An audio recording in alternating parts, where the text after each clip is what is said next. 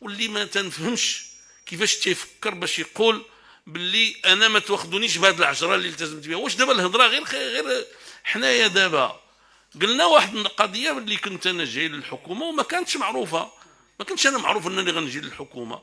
في الحقيقه الله يسمح للسي الحسن الداودي ضغط علينا تدرناها ديال رفع نسبه النمو حتى ل 7%.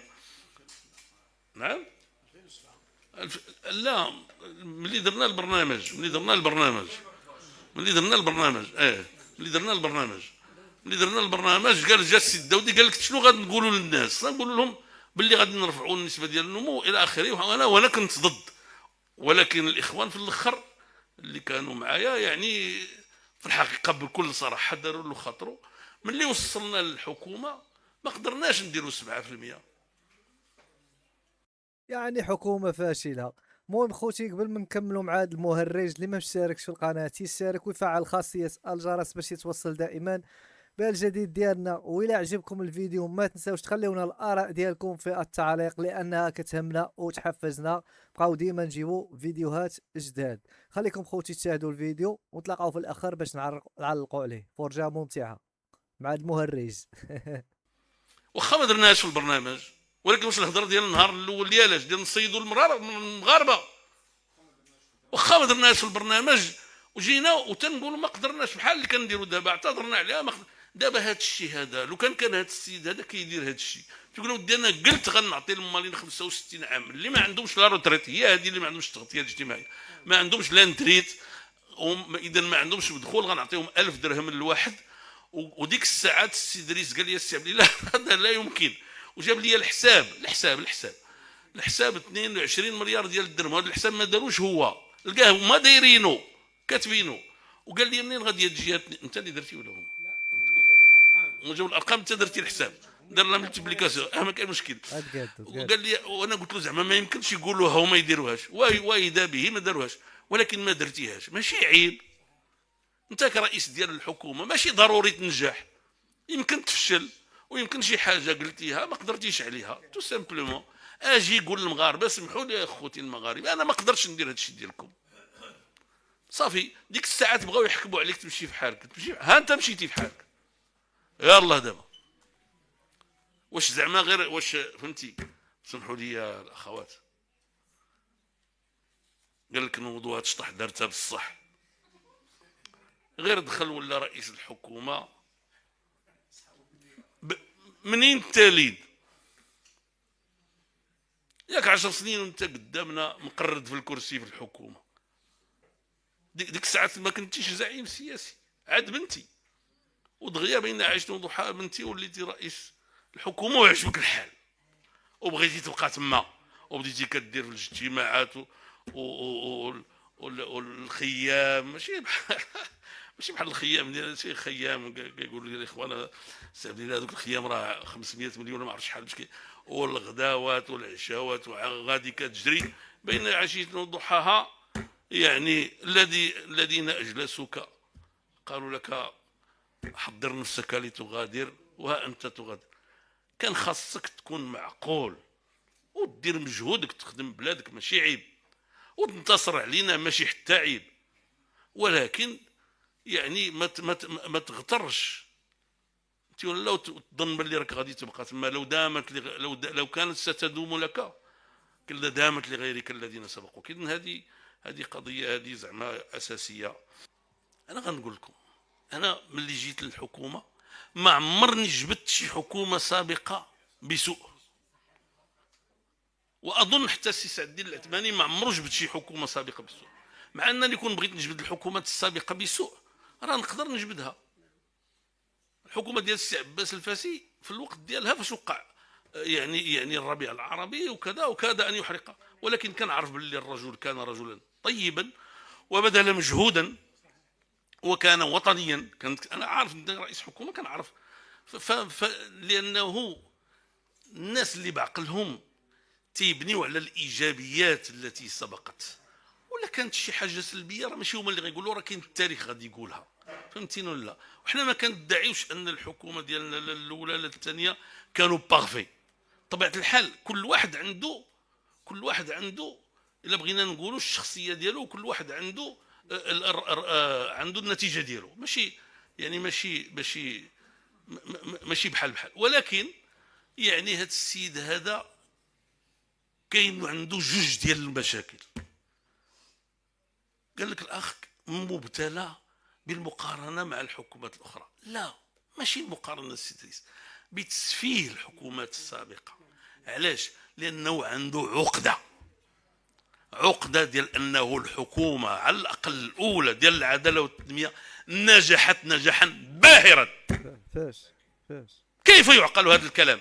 لهذه الدرجه غادي توصل الخساسه بهذا الوطن ان بعض المتكلمين فيه حكومه جابت 107 في وقت اللي كان المغرب كاد ان يشتعل، وساهمت ولله الحمد في استقرار الوطن، ومن بعد ما كملت جابت 125، ثم بعد ذلك يشتم صاحبها وكذا والى اخره باللعب والكذب وكذا الى اخره. شكون هاد المخلوقات هادو؟ من هم؟ يجي وانا مستعد نخضع للمحاكمه، يجيو يحاكموني قدام الشعب الا درت شي حاجه خايبه، حيت انا داكشي كلشي اللي درت عنده مبررات. ولا كنت درت شي حاجه خايبه نادي الثمن، ولا درت شي حاجه فيها مخالفه نمشي على الحبس، انا ما عنديش مشكل. ولكن يجيو دابا شنو وقع لهم مساكن؟ وقع لهم انهم قالوا في 2021 تهنينا من العداله والتنميه، صافي غنهبطوه هبط دابا ل 13، غادي نبداو في الاخر اما نخرجوه من الساحه نهائيا، اما غنبداو نتلاعبوا به نديروه فين ما بغينا، مره نكملوا به هذه مره نكملوا به هذه الى اخره. بحال شي كارت شي ورقه في اللعب ديال الكارطه كيكملوا بها هادو الحوتاله ديال، فهمتيني ولا لا؟ واذا به العداله والتنميه صحيح قضاو علينا بعد واحد قضاو علينا، ما فيها لا اله ولا حتى انا كان عندي شي شويه ديال ما كنتش كنقدر الامور. حتى جا داك الصحفي قال لي سي عبد الاله راه سيتو ميزامور، صافي يعني ذبحونا وانت. ولكن حنا الاخوان ديالنا الاخوات ديالنا والشعب المغربي خصك تنتبه، راه يقدروا يطيحوا العداله والتنميه ويقدروا يحلوه كاع ويقدروا حتى ما عرفش يديروا، ولكن راه ماشي هو المقصود، راه انت اللي مقصود. حنا يا الاخوان ديالنا كنمارسوا السياسه بسذاجه. انا اتحدى اي حزب سياسي انه يدير وثيقه بحال هذه ويجي يعرضها قدام الناس، اتحداه يسمحوا للاحزاب السياسيه ولا الاقتصاديين ولا الخبراء ولا داك فهمتيني ولا لا؟ لاننا حنا ما عندنا فلوس، ما معاوننا داخليه، ما عندنا مسانده خارجيه، ما كنمشيو ولا سميت هذيك الشركه اللي كدير لهم سميتو مراكز، ما كنمشيو لمكاتب الدراسات، غير ما بغيتوش تقول لي السميه ديالها غتقول لي من بعد فضحتيها سنه ما كينزيو ما شبهها. حنا كنديروا السياسه بنيه حسنه في دينا بعد الله سبحانه وتعالى، حنا والاخوان ديالنا والجهود ديالنا فهمتيني ولا لا، كنديروها بنيه حسنه وكنمارسوا السياسه. كنا في الحكومه درنا داك الشيء علاش قدينا الحمد لله، فهمتيني ولا لا؟ ملي مشينا فهمتي ولا لا لقينا راسنا في المعارضه ب 13 ديال النواب البرلمانيين وتقريبا عدد قليل جدا جدا ديال المستشارين الجماعيين. شي بس ما كاين. حتى سيدنا النبي صلى الله عليه وسلم انتصر في بدر وهزم في احد. هذه هي الحقيقه، هذه هي الحقيقه. عاود ثاني بدينا كنبذلوا مجهود فهمتيني ولا لا، كنتقاتلوا نحن ومن اراد، حتى اخواننا تفرقوا عنا بعضهم، مشاو في حالتهم، ما تلاوش بغاونا. كاين فيهم اللي قال انا هذا الحزب ما بقاش تيمثلني، كاين فيهم كل واحد شنو قال، مشاو في حالتهم. بعض ماشي كل شيء، ولكن بقاو بعض الناس اللي مآمنين بهذا الحزب ومآمنين، وبقينا كنتقاتلوا من ذاك الوقت حتى لدابا. وها انتم ترون اننا اليوم نملأ الحمد لله الساحه السياسيه.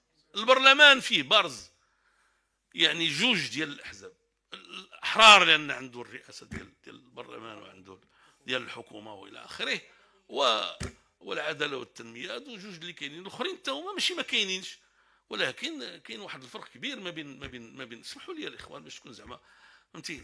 نقول لكم دابا الناس كيقولوا باقي في البرلمان، الناس عبد الاله كيقول باقي في البرلمان بوانو اخنوش، ما يتركش انت السي ابراهيم فهمتي، حتى انت راك ماشي ساهل فهمتي ولا لا انت راك ماشي، ولا الاخوان ولا الاخوات تبارك الله فهمتيني ولا لا، حتى واحد فيكم ما سهل. اخنوش وهذاك الاربيتر المتحيز اللي كاين عندكم الفوق تمايا، فهمتي انا لا. اذا هذه القضيه هذه الى ان كومبلكس راه تينفس عليه. الثانيه ما عندوش باش يدافع على راسو، خاصو من يمسح. عيب عيب عيب. اش انت جيتي للحكومه دابا راه كيقصفوا في بعضياتهم، شويه يبان لك هما كيتحابوا، راه دايرين بحال ما هكا هو اخنوش. المغربيه ما تخسرش للناس السعاده اللي عاشوها، على الاقل بالحكومه الاولى ديال العداله والتنميه، تيقولوها ويعاودوها، ولات الشعبيه. جا تيقول في المقصه، فهمتيني ولا لا، باللي في الحقيقه اللي دار هذا الشيء هذا ديال المقصه هو العداله والتنميه، فهمتيني ولا لا. زعما بغى يمسح فينا داك الغضب اللي كان كيوقع للناس ملي كيتزاد عليهم شي 10 ولا 20 سنتيم في ليسونسيال عقلتيو على هذا الشيء. قلنا له ببساطه اذا كانت هاد الاصلاح ديال المقصه السي عزيز ما عجبكش حيدو. خرج الاول، خرج القجع قال ودي الا حيدنا الاصلاح ديال المقصه، لو كان ما دارش الاصلاح ديال المقصه ما كاين لا صحه لا تعليم. تبعوا رئيس الحكومه كيقول يعني قالوا الاخوان حيد هذه المقصه زولها، يعني كتكفي فيها غير مرسوم ديال رئيس الحكومه بدون الرجوع للحكومه اصلا، بدون الرجوع الى مرسوم في مجلس الحكومه وبلا قانون بلا 77,000. فهمتيني ولا لا؟ قال لهم الا حيدنا غادي تتقبل الحكومه. كي غتقبل غتقبل، فهمتي ولا؟ غادي تقبل الميزانيه. يا ودي البارح كتقول حنا اللي درناها كتعيبها، واليوم كتقول بلا بها ما كان عندك ميزانيه. والثالثه خرج بيتس ياك يقول نفس الشيء، وثم بعد ذلك وزيره الاقتصاد والماليه. وانا غنقول لكم واحد القضيه، انا جات عندي كريستين لاغارد والله شاهد هنا في المغرب، هنا قالتها لي سي دريس ولا في فرنسا؟ لا قالت لي لي ريفورم كو فوز افي في ce n'est pas nous qui vous les avons dictées, c'est vous qui nous les avez inspirés. ماشي حنا اللي ملينا عليكم هذه الاصلاحات، انتم الذين اوحيتم لنا بها. وما قدروش يديروها هما بالتوسيد الى الان. في دول اخرى بحال مصر بحال الهند بحال تونس بحال الاردن باقي خايفين لا تشعل العافيه. انا جيت كرجل ساذج، لقيت المقاصه كتاكل الربع ديال الميزانيه ديال المغرب، الربع 57 مليار ديال الدرهم من 220 مليار ديال الدرهم، الا باقي عقل، فهمتي ولا لا؟ الربع ديال الميزانيه ديال المغرب. قلت غنتقاتل معاها، وكنت عارف راسي باللي غادي نتقاتل معاها، نقدر نطيح انا، نقدر يعني يطيح الحزب الى اخره. قلت هذا سي سكو جي في. ودابا خارجين الناس اللي ما تيحشموش، واللي فيهم مثقفين وفيهم سياسيين وفيهم واحد العدد ديال اليساريين سوا ديزون سابقا، باش يقولوا راه هو اللي دار لكم المقاصه. راه كان صندوق المقاصه هو اللي تيخلص عليكم هاد الزياده اللي زادوا لكم. غيخلصها عليكم منين؟ المدوخين المداويخ غيخلصها عليكم منين؟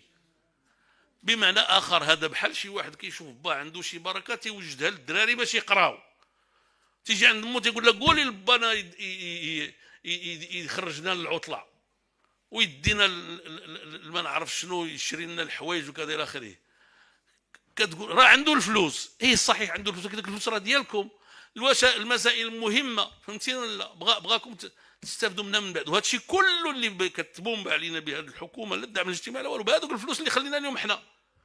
لانه لو كان ماشي داك الشيء اللي خلينا اليوم حنا في المقاصه، انا ما كنتش كنظر للدوله على انها عدو ديالي ولا ديالكم. هذه هي المنطق اللي كان عند واحد الفئات يساريه متطرفه في زمن ما. انت دافع على الشعب، ما عندك غرض في الدوله. هادشي اللي كان كيقول لي شبط داك الصقع حتى هو، فهمتي؟ يعني كنقول لكم انا كنت كنضر للدوله والمواطن. انا اللي درت القضيه ديال الارامل، انا اللي درت القضيه ديال الزياده في المنح ديال الطلبه، انا اللي درت المنح للدراري ديال ديال ديال ديال ديال ديال التعاون ديال التكوين المهني، انا اللي درت. بطبيعه الحال الرامد باش نكونوا صراحه، هذاك قرار ديال جلاله الملك، سمحوا لي عييت وما نقولها. التعميم ديالو قرار ديال جلاله الملك. التغطيه الصحيه ديال الطلباني درتها جاو حيدوها، قال لك خشينا الدراري مع بواتهم. سي با حشومه. اذا اصدقائي وصلنا لاخر تاع هذا الفيديو. كيف ما شفتوا معايا هذا المهرج هذا دابا راه نايض صداع بيناتهم بينه وبين اخ النوش. قصاربت الانتخابات راهم منوضين صداع، واحد كيقصف الاخر وحنا كنتفرجوا فيهم. هذا غير لك غندير لكم ما غندير متى حتى شي وزاره ما دارت ولا شي حكومه دارت لنا شي حاجه مزيانه من نهار جاد اخ نشوش، ومن نهار كنتي نتايا حتى حاجه ما تطورت حتى حاجه ما تقادت. الشمول راه باقي بزاف د الحوايج ما تقادوش. نتوما ديما كتعطيو عهود ولكن راه ما تتقدوش عليها. المهم خوتي كان هذا هو الفيديو تاع اليوم. اللي ما مشتركش القناه يشترك ويفعل خاصيه الجرس باش يتوصل دائما بالجديد ديالنا. وإلا عجبكم الفيديو ما تنساوش خليونا الآراء ديالكم في التعاليق لأنها كتهمنا وتحفزنا بقاو ديما نجيبو فيديوهات جداد. خليكم خوتي على خير وتلاقاو في فيديو آخر إن شاء الله.